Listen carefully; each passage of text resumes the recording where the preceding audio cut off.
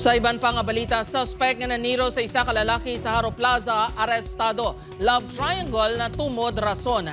Samtang anay preso, pilason sang ginluthan sa Barangay Salvacion, Habog-Habog Molo. Suspect nakapalagyo, si Kim Salinas nakatuto. Makit-an sa sining nga video ang lalaki nga ginapahapa sang pulis kag duwa ka green guard sa tunga sang Haro Plaza kagabi. Ang lalaki amo gali ang suspect nga nagtiro sa isa pa ka lalaki. Sunod sa kapulisan, nagapungko sa bench sa plaza ang biktima nga si alias Earl.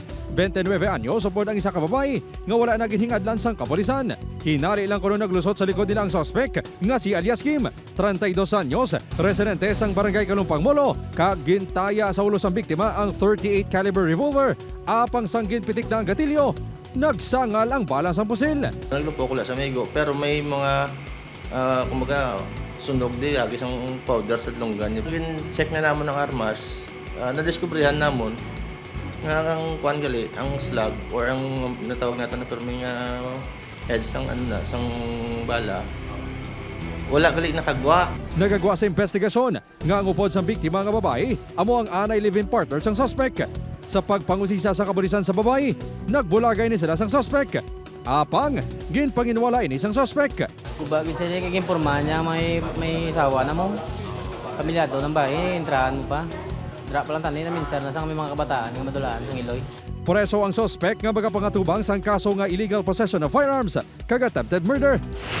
Pilason ng 25 anyos nga si alias Bangi, residente sang Barangay Kompanya Central Molo. Ini matapos nga gintiro sa Barangay Salvacion, Habog-Habog Molo. Ginatulong ang suspect ang kasimaryo man lang sini nga si alias Chard. Sa investigasyon sang Molo Police, nagalakat ang biktima upod ang abiyansa ni isang hinali ginpunduan sila sang suspect nga sakay sa motor kag gintiro sang 3 ka beses ang biktima. Gilayon nga nagpalagyo ang suspect. Anay preso si alias Bangi bangod sa kaso nga double murder kag sa illegal nga droga. Ginalantaw nga away sa illegal nga droga ang motibo sang insidente. Nagdalagan pa sila dito pasulod sa may subdivision. Kaga nanaog pa kuno ini sa motor, kag itiro pagid gipinising pagid si Bangi. Kaya naghambal nga maano kahaw nga ging kulantron nyo kami. Sunuman sa opisyal sa barangay, sang nakaligad niya 2 ka semana, ginreklamo ang biktima nga nagapamahog sa ila lugar. Man nagreklamo, nagalakat siya kuno nga may gadala pusil. Do kadua ko na nga makuanan sa mo nga tanod nga do din na alarm siya sa mga tao da. Estable na ang kondisyon sa biktima sa ospital nga nakaagom sa pila sa Guya, kag likod. Upod kay Marvin Lauderes, Kim Salinas, 1 Western Visayas.